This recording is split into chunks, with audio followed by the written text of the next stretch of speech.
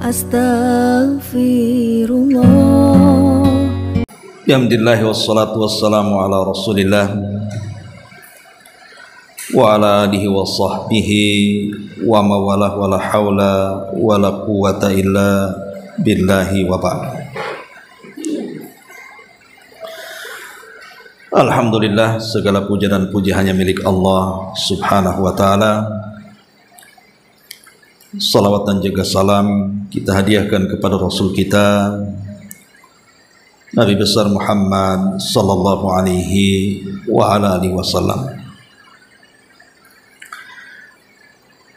Kita lanjutkan kajian kita, masih membahas tafsir dari juz ke-29 dan kita masuk pada surah Al-Insan.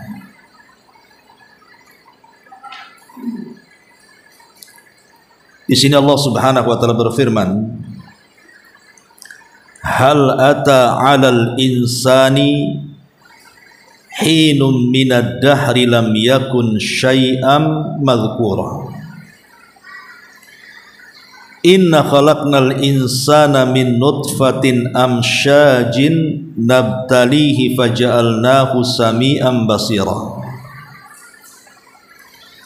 Inna hadainahu sabila imma syakiran wa imma kafura.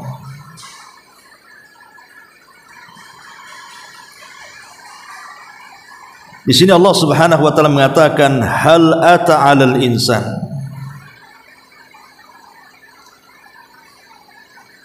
Bukankah pernah datang kepada manusia hadainahu sabila imma syakiran yang kufur. Surah Al-Insan ini turun setelah surah Ar-Rahman.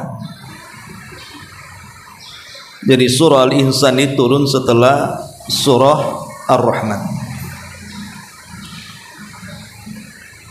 Para ulama berbeda pendapat tentang apakah surat ini Makkiyah ataupun Madaniyah. Ada yang mengatakan bahwa surah Al-Insan ini Makkiyah. Ada juga yang mengatakan dia adalah Madaniyah.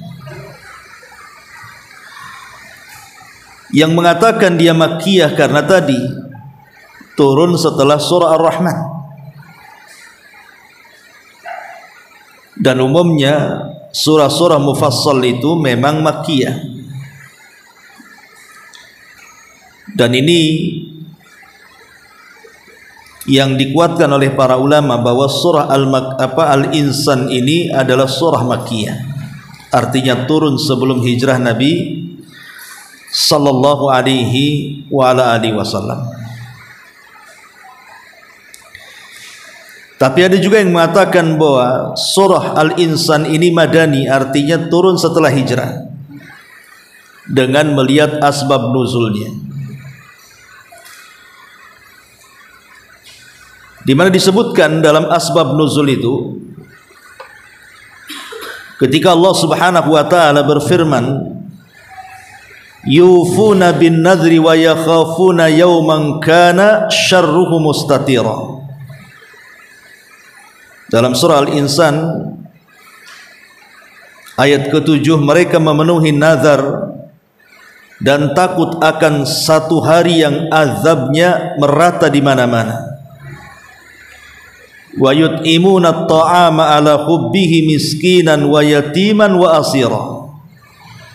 Dan mereka memberi makan yang disukainya kepada orang miskin, anak yatim dan para tawanan.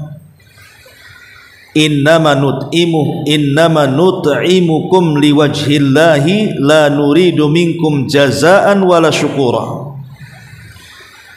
Sambil berkata, sungguh kami memberi makanan kepadamu hanyalah karena mengharap keridhaan Allah. Kami tidak mengharap balasan dan terima kasih dari kamu.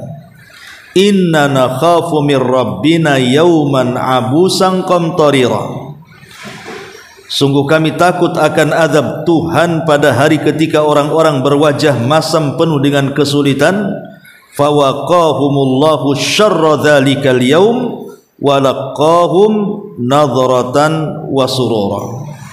Maka Allah melindungi mereka dari kesusahan hari itu dan memberikan kepada mereka keceriaan dan kegembiraan. Jadi surah Al-Insan pada ayat ke-7 sampai kepada ayat ke-11 ada yang mengatakan bahwa itu turun kepada sahabat Ali bin Abi Thalib radhiyallahu anhu.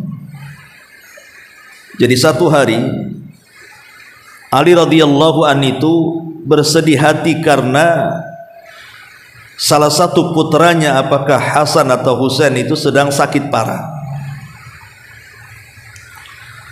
Akhirnya kemudian Ali bernazar, kalau seandainya penyakit putranya itu sembuh, maka dia akan berpuasa 3 hari berturut-turut. Tentu sebelum ada larangan nazar iwadnya gitu ya. Ini kan nazar barter, tidak boleh sebenarnya, tapi ini belum ada larangan pada waktu itu. Jadi Ali bernazar kalau seandainya putranya itu sembuh dari penyakit, dia akan berpuasa 3 hari berturut-turut. Allah takdirkan sembuh pula tuh putra Ali radhiyallahu anhu. Maka Ali pun kemudian mulai berpuasa. Di hari pertama dia sedang berpuasa Fatimah. Dia ingin membahagiakan suaminya dengan cara memasakkan masakan yang lezat dan enak untuk buka suaminya. Ketika hendak berbuka, rupanya rumahnya diketuk. Ketika dibuka, rupanya orang miskin yang sedang kelaparan. Maka Fatimah memberitakan kepada Ali radhiyallahu anhu suaminya bahwa ada orang miskin yang kelaparan berada di pintu rumah. Maka Ali radhiyallahu anhu memandang makanan yang sudah dimasak oleh Fatimah dengan lezatnya. Dia mengatakan kepada Fatimah, bagaimana kalau makanan ini kita berikan kepada dia? Akhirnya Fatimah setuju, diberikanlah makanan yang lezat kepada orang miskin yang lapar itu, dan Ali pun hanya berbuka dengan tamar, kurma kering dan air putih saja. Kemudian hari kedua Ali berpuasa lagi, dan Fatimah memasakkan lagi masakan yang lezat dan enak. Rupanya ketika hendak berbuka, diketuk lagi rumahnya pada hari kedua. Maka Fatimah kemudian membuka pintu itu, rupanya yang datang anak yatim yang sedang kelaparan. Maka Fatimah memberitakan Ali bahwa ada anak yatim yang sedang kelaparan berada di pintu rumah. Maka Ali memandang masakan yang lezat yang dimasak oleh istrinya Fatimah dan mengatakan, ya Fatimah, bagaimana kalau hidangan yang lezat ini kita berikan kepada dia anak yatim? Maka Fatimah setuju, akhirnya diberikan kepada anak yatim. Ali kembali berbuka dengan tamar dan air putih.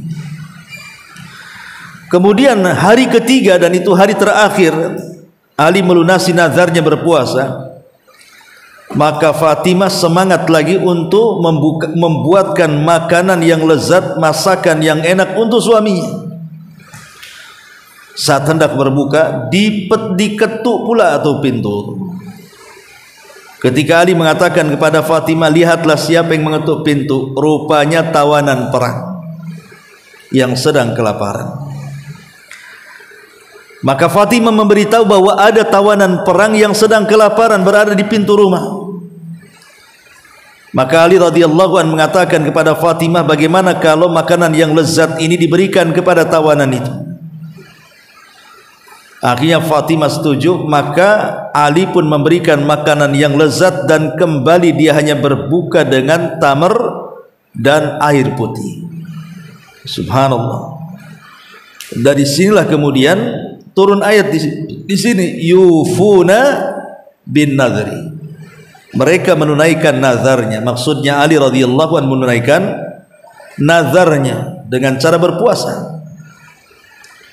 Wa yakhafuna yawman kana syarruhu mustatira. dan takut akan hari di mana azab merata di mana-mana. Karena Allah mengatakan wa yut'imuna ta'ama ala hubbihi. Lalu mereka, maksudnya Ali dan Fatimah, memberikan makanan yang disukainya kepada siapa? Miskinan, pertama kepada orang miskin yang datang di hari pertama, wa yatiman, kepada anak yatim yang datang di hari kedua, wa asira, dan tawanan perang yang kelaparan yang datang di hari ketiga. Innama nut'imukum liwajhillahi la nuridu minkum jazaan wala syukura. Sambil berkata, sungguh kami memberikan makanan kepadamu, maksudnya kepada fakir miskin, anak yatim, dan tawanan perang itu, memberikan makanan kepada kalian ini hanya karena mengharap ridha Allah. Kami tidak mengharap balasan dan terima kasih dari kalian. Kalau lihat asbab nuzul ini, bagaimana Ali radhiyallahu an kemudian memberi makan fakir miskin, anak yatim, dan tawanan perang, kita tahu bahwa di Mekah itu belum ada tawanan perang. Yang ada tawanan perang itu di Madinah. Ditambah-tambah di Mekah Ali belum menikah dengan Fatimah. Menikahnya Ali dengan Fatimah itu setelah hijrah. Kemudian punya anak Hasan dan Husain. Maka dari sini kita tahu bahwa asbab nuzul ataupun sebab turun surah Al-Insan kepada Ali radhiyallahu an menunjukkan bahwa surah ini madani, turun setelah hijrah. Turun setelah hijrah kan, karena Ali kan berada di Madinah, baru punya anak Hasan dan Husain itu. Kalau dikatakan Makkiyah, Ali belum menikah dengan Fatimah. Makanya sebagian para ulama mengatakan surah Al-Insan ini madani. Dan subhanallah, bagaimana Ali radhiyallahu anhu mencontohkan kepada kita tentang sifatul itsar, namanya sifat mendahulukan orang lain walaupun dia sangat berhajat dengan perkara itu. Kita tahu bahwa orang yang berpuasa itu pasti lapar, dan ketika berbuka pasti ingin hidangan yang paling lezat yang dilihatnya. Makanya kalau datang Ramadan, kalau ibu datang ke pasar kaget itu pasti kaget semua kan, makanannya macam-macam, kaget semua, sehingga pengen dibeli semua kalau bisa, karena kaget ya. Udah dibeli rupanya tak dimakan semua. Nah, itulah jadi israf jadinya. Lah Ali radhiyallahu an ketika itu di hadapan dia makanan yang lezat 3 hari berturut-turut lagi. Tetapi sifat para sahabat, akhlak para sahabat memang beda dengan akhlak kita. Mereka memberikan contoh terbaik tentang sifatul itsar, tentang akhlak itsar, mendahulukan orang dibandingkan dirinya sendiri. Ini pendapat yang pertama, bahwa asbab nuzulnya kepada Ali radhiyallahu anhu. Ada juga yang mengatakan bahwa asbab nuzulnya kepada seorang sahabat namanya Abu Dahdah. Abu Dahdah radhiyallahu anhu. Abu Dahdah ini oleh Nabi sallallahu alaihi wasallam diserahi untuk menjaga tawanan perang dari tawanan-tawanan Badar. Kita tahu perang Badar kan kaum muslimin menang tuh. Kemudian berhasil menawan 70 orang-orang musyrik. Lah yang menjaga tawanan itu adalah Abu Dahdah radhiyallahu anhu. Lah di antara tawanan itu ya ada orang yatim, ada orang miskin kan itu ya, orang nggak mampu ya, yang ikut terlibat dalam Badar itu, karena mereka kan sebagiannya pun kadang-kadang ikut-ikutan dengan Abu Jahal dan tokoh-tokohnya. Sehingga kedermawanan Abu Dahdah ini, dialah yang memberi makan tawanan. Jadi dia memberikan tawanan yang miskin-miskin, yang yatim-yatim gitu ya. Makanya turun ayat ini. wa yut'imuna at-ta'ama ala hubbihi miskinan wa yatiman wa asira, dan mereka memberikan makanan yang disukainya kepada siapa? Fakir miskin, anak yatim, dan orang-orang yang ditawan. Dan memang Abu Dahda dalam sejarahnya memang terkenal orang yang dermawan. Sampai satu hari ada seorang yang memiliki, seorang sahabat memiliki tanah yang luas, tetapi ada di pojok tanah dia itu, tanah dia luas gitu sebenarnya, tapi di pojok tanah dia itu ada yang mengklaim itu tanahnya anak yatim.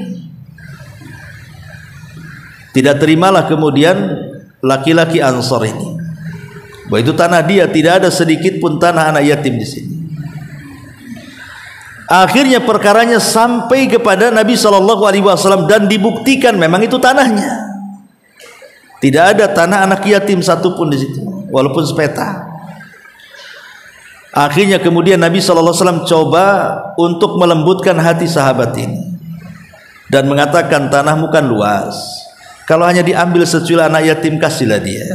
Mungkin dia mau buat rumah di pojok situ kan itu. Tapi sahabat ini tak mau. Karena sudah ada konflik sebelumnya masalahnya kan. Biasalah kalau ada konflik sebelumnya, yang tadinya mau berbuat baik pun tak jadi kan begitu. Umpamanya ibu ada niat nih COD makanan. Tengok ini tukang ojeknya udah tua umpamanya kan. Ibu sudah niat tuh, bagian harga makanannya 200, ibu mau tambah 220 lah, kasihan apalagi hujan-hujan. Akhirnya kemudian si ojek ini lama tak datang-datang kan di situ kan nampak tuh jalan kemana. Rupanya dia mampir dulu tempat lain umpamanya. Ibu kesel lah kan gitu ya. Akhirnya sudah lama, sudah lapar, tahu-tahu datang. Yang tadinya mau ngasih 20.000 sebagai fee-nya itu tak jadi kan, itu saking keselnya kan. Udahlah, kasih aja uang sebagaimana yang tertulis di situ. Kan ada kadang-kadang orang awalnya hendak berbuat baik, kemudian tak jadi kan gitu ya, gara-gara ada konflik di situ. Lah ini sahabat ini gitu, karena sudah ada konflik sebelumnya dengan anak yatim itu, akhirnya mau tahu ngasih.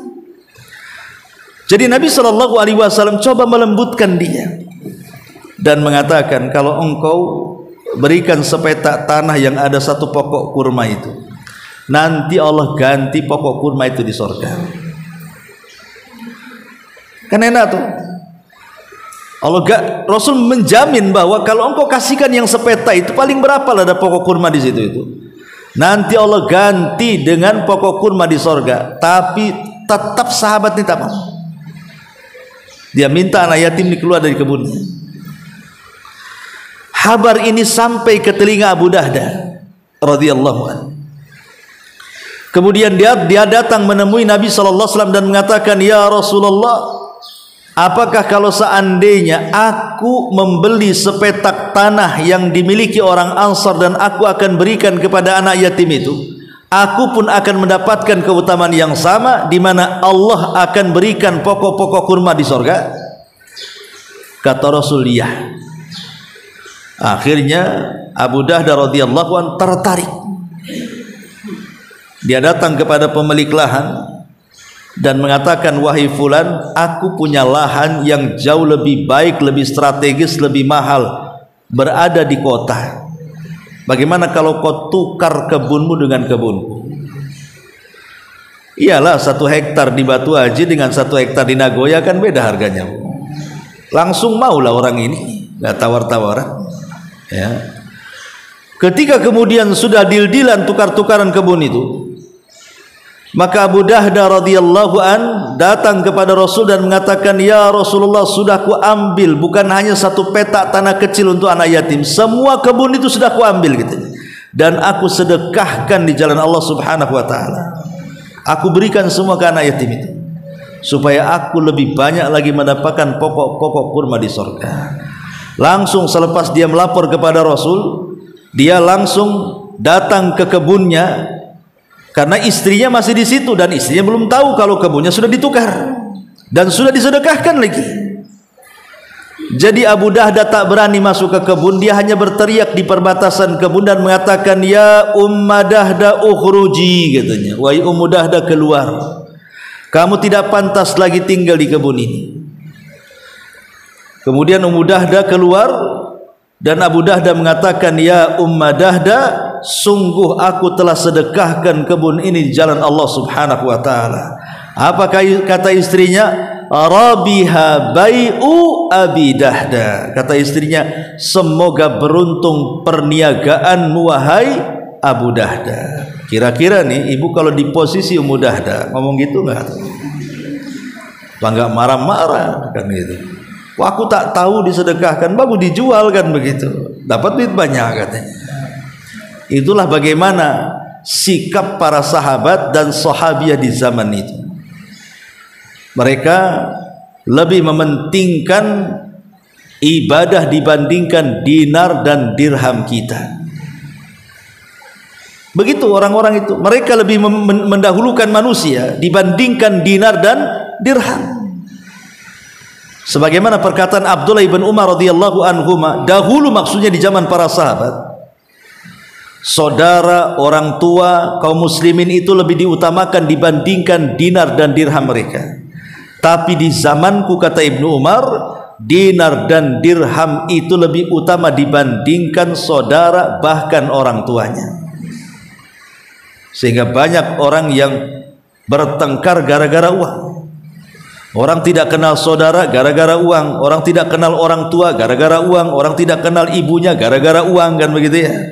Di zaman para sahabat justru orang itu lebih menghargai orang dibandingkan uang. Tapi di zaman Ibnu Umar, harusnya bukan di zaman Ibnu Umar, di zaman sekarang harusnya, yang memang zamannya sudah buruk seperti ini kan gitu.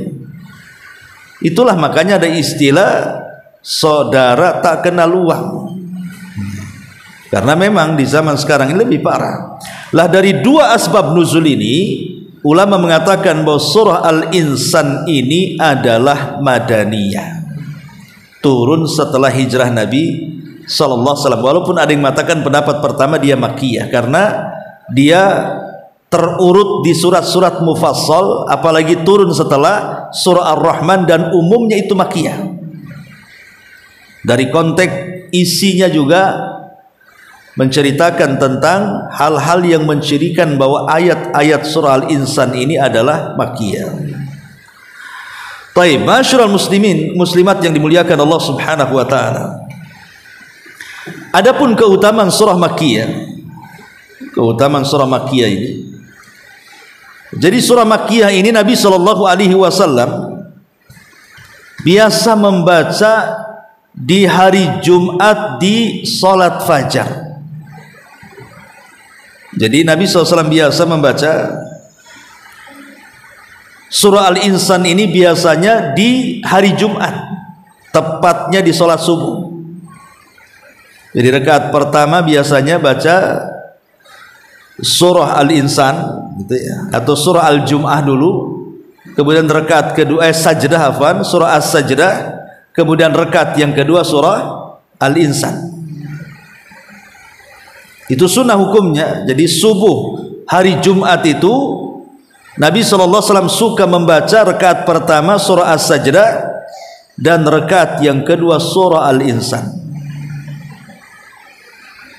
menunjukkan bahwa ketika Nabi SAW membaca surat ini pada solat tertentu, apalagi subuh yang merupakan solat yang dikatakan oleh para ulama salatul wusta, menunjukkan surat ini sangat istimewa di hadapan Nabi SAW, sampai kemudian selalu dibaca di solat subuh ya, As-Sajdah dan juga Al-Insan. Di sini Allah Subhanahu wa taala mengatakan, hal ata 'alal insan hinum minad dahri lam yakun syai'an madhkura. Hal ata artinya qad ata, sungguh telah datang, alal insan, kepada manusia, hinun minad dahri lam yakun syai'an madhkura, waktu dari masa yang ketika itu belum merupakan sesuatu yang dapat disebut. Artinya belum ada benda-benda yang bisa disebut. Bahkan belum ada pun benda itu. Kalimat al-insan, siapa insan di sini? Apakah mutlakul insan? Apakah secara mutlak manusia masuk dalam kalimat al-insan ataukah orang tertentu? Ada yang mengatakan al-insan di sini adalah Nabiullah Adam alaihi salatu wassalam.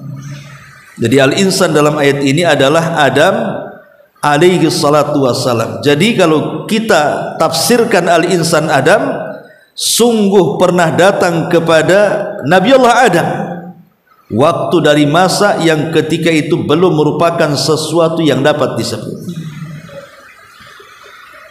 Jadi ketika itu walaupun terkadang bahan-bahan penciptaan Adam itu sudah ada tanah, tapi belum ada yang menyebut tanah,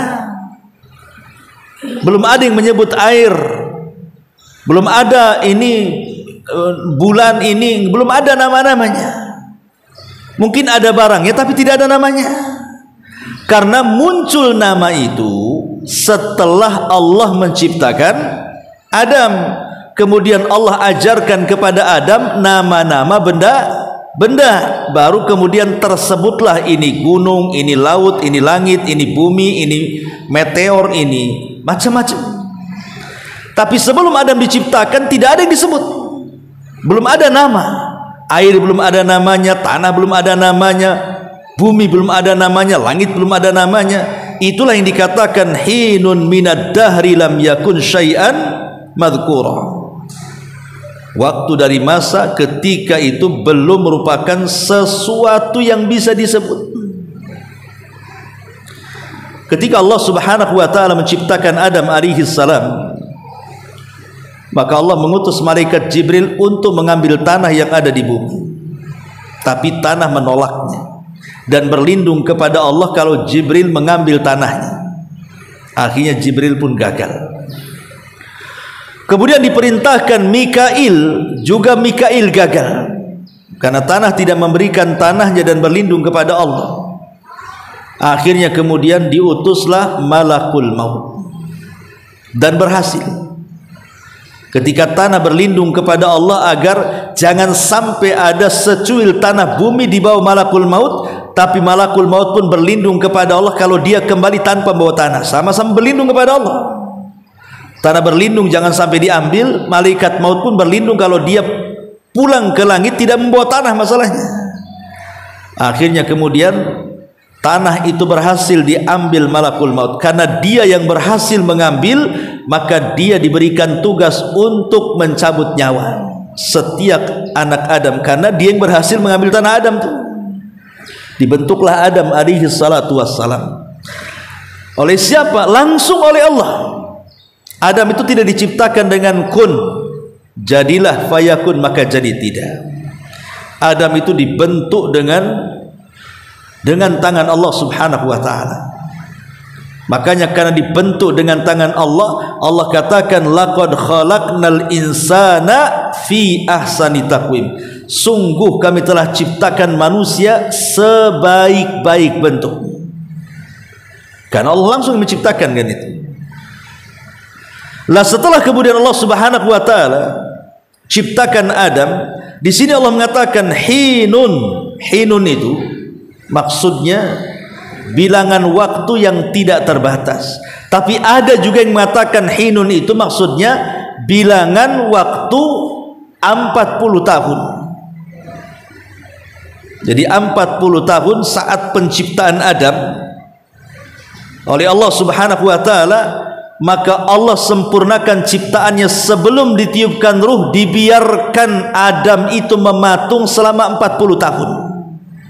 Makanya di sini katanya hinun minad dahri, waktu dari masa. Selama 40 tahun Adam dikeringkan begitu saja seperti tembikar. Makanya ketika kemudian iblis datang mendengar dia di sorga tiba-tiba ada makhluk yang baru diciptakan Allah, dia penasaran si iblis ini. Akhirnya dia mendatangi ciptaan Allah itu sambil memukul-mukul.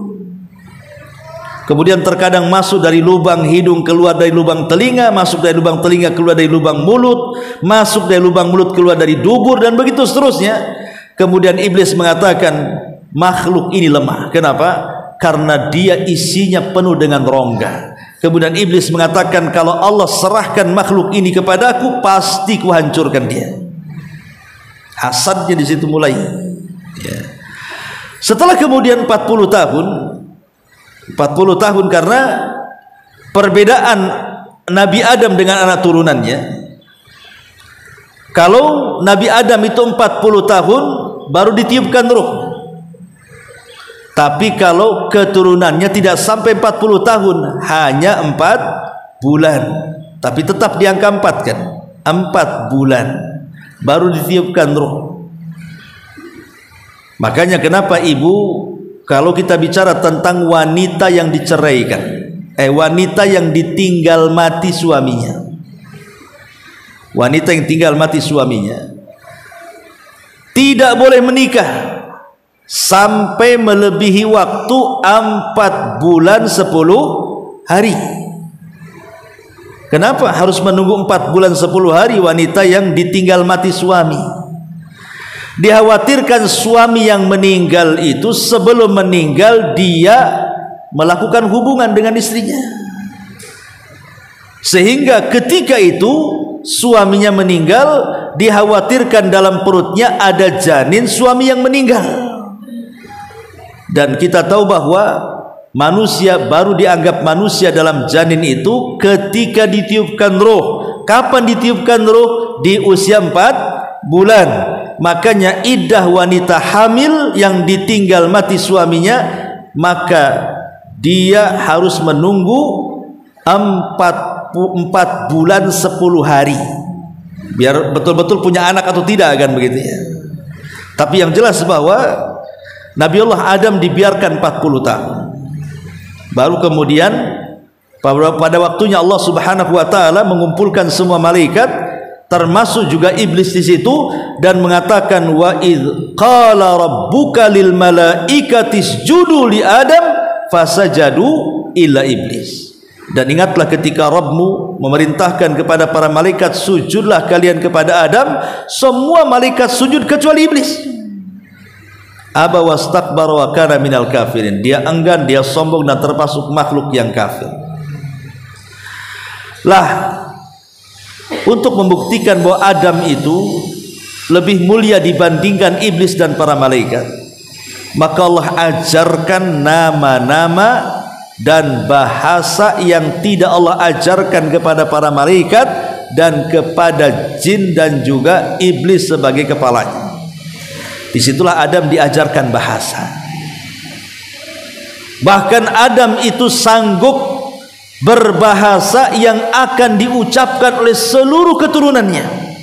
Coba bayangkan di Indonesia saja macam-macam bahasa kan. Ada Padangnya, ada Jawanya, ada Sundanya, ada Melayunya. Banyak bahasa di negeri kita ini. Bahkan terkadang kita tidak paham dengan bahasa orang lain. Ada orang Makassar pakai bahasa daerah. Saya orang Sunda tak paham tuh. Sebagaimana mereka pun tak paham juga bahasa Sunda, bahasa Jawa, bahasa Padang, bahasa ini dan bahasa itu kan. Tapi kalau Nabiullah Adam hidup di zaman sekarang, dia paham dengan bahasa seluruh turunannya. Jadi kalau Adam ke Jawa ya paham dia bahasa Jawa. Kalau Adam ke Padang ya paham bahasa Padang dia, bahasa Minang. Kalau Adam ke Batam ya pakai bahasa Melayu. Kalau ke Singapura ya Cina-Cina campur Inggris kan itu. Bisa dia. Nah, itu maknanya wa 'allama Adamal asma'a kullaha. Dan Allah ajarkan kepada Adam nama-nama seluruhnya. Disitulah setelah Allah mengajarkan nama-nama kepada Adam, barulah tersebut nama-nama itu.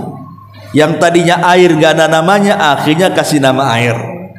Yang tadinya tanah gak ada namanya, akhirnya dikasih nama tanah. Yang gunung tadinya gak ada namanya, dikasih nama gunung, nama lautan, nama bintang, nama ini, nama itu. Di sini Allah katakan, hal ata alal insan hinun minad dahri lam yakun syai'an madhkura. Bukankah pernah datang kepada manusia waktu dari masa yang ketika itu belum merupakan sesuatu yang dapat disebut. Artinya nggak ada namanya kecuali setelah Allah ajarkan nama-nama kepada Adam barulah tersebut nama-nama itu. Dan kita harus bersyukur di sini. Bersyukur. Ibu kalau nggak ada namanya, ibu memanggil gimana coba kawannya? Hehehe gitu ya. Ya semua nengok lah kan gitu. Makanya kenapa kemudian di ayat ketiganya Allah mengatakan inna hadainahu sabila imma syakiran wa imma kafura. Apakah dengan nikmat yang besar ini kalian bersyukur, ataukah dengan nikmat yang besar ini kalian kufur? Ini kan dengan kita bicara mengenal bahasa, akhirnya kita bisa bersapa-sapa dan begitu seterusnya. Ini nikmat yang Allah anugerahkan dari Allah kepada hambanya. Pada sebelumnya tidak ada sesuatu yang bisa disebut. Kemudian Allah Subhanahu wa taala mengatakan inna khalaqnal insana min nutfatin amsyaj. Sungguh kami telah menciptakan manusia dari setetes mani yang bercampur. Maksudnya mani laki-laki dan air mani perempuan bercampur. Lah, sperma laki-laki dengan sperma perempuan ketika bercampur inilah akhirnya membuahkan keturunan Nabiullah Adam alaihi salatu wasalam. Kita-kita ini. Karena beda ciptaan Allah kepada Adam dengan ciptaan Allah kepada kita kan. Kalau Adam itu diciptakan ruhnya dulu baru jasadnya, kalau kita jasadnya dulu kalau Adam itu diciptakan jasadnya dulu baru ruhnya diciptakan, kalau kita ruhnya dulu baru jasadnya, dibalik. Ya. Lah ketika Allah Subhanahu wa taala kemudian dengan mukjizatnya mencampurkan sperma laki-laki dengan perempuan, disitulah tercipta Bani Adam. Ketika tercipta Bani Adam, Allah katakan nabtalihi faja'alnahu sami'an basira. Kata Allah Subhanahu wa taala nabtali, kami hendak mengujinya dengan perintah dan larangan. Jadi yang dimaksud nabtali menguji Bani Adam itu dengan hukum-hukum taklif, hukum-hukum ibadah maksudnya ya. Ada halal, ada haram, ada wajib, ada sunnah, ada mubah. Itu disebut hukum taklif. Lah Bani Adam itu diuji dengan hukum-hukum taklif itu. Kamu sudah balik nih waktunya sholat, kenapa kau tak sholat? Kamu sudah balik nih waktunya puasa, kenapa kau tak puasa? Kamu sudah punya uang untuk haji, kenapa kau tak haji? Kamu sudah punya uang untuk sudah mencapai nisab dan haulnya, kenapa kau tak zakat dan sedekah? Jadi manusia diuji oleh Allah Subhanahu wa taala. Faja'alnahu sami'an basira. Karena itu kami jadikan dia mendengar dan kami jadikan dia melihat. Karena mendengar dan melihat itu kedua nikmat yang luar biasa yang dimiliki manusia. Orang kalau bisa mendengar, orang kalau bisa melihat, itu nikmat Allah. Makanya Rasul ketika bicara tentang orang buta, kata Nabi SAW, barang siapa yang kehilangan kedua matanya, maksudnya penglihatannya, fasabara, dia pun sabar dan mengharap pahala Allah, kecuali Allah masukkan dia ke dalam surga.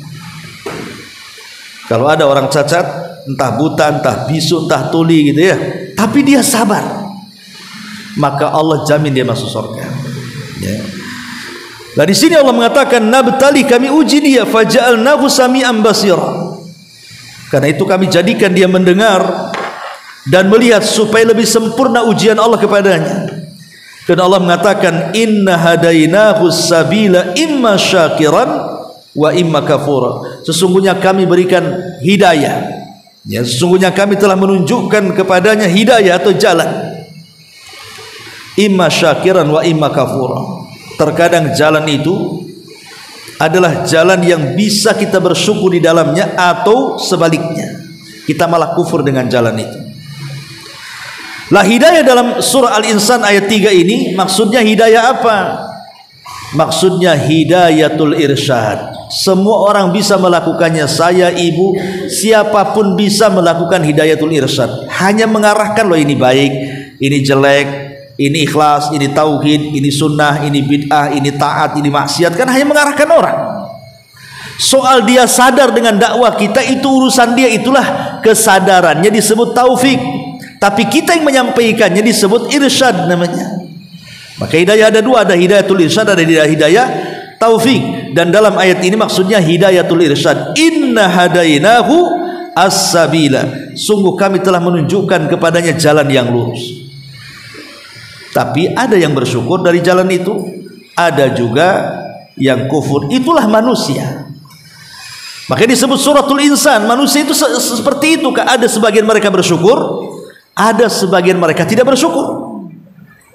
Dan Allah janjikan, la in syakartum la azidannakum wa la in kafartum inna adzabi lasyadid. Kalau kalian bersyukur kepada nikmatku ku tambah, tapi kalau kalian kufur maka azab pedihku menanti kalian.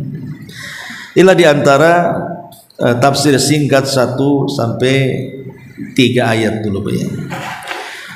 Wallahu alam Bu, saya ada urusan sedikit jadi nggak ada tanya jawab. Karena saya harus buru-buru. Subhanallah bihamdika asyhadu an la ilaha illa anta astaghfiruka wa atubu ilaik. Allahu taala alam. Assalamualaikum warahmatullahi wabarakatuh.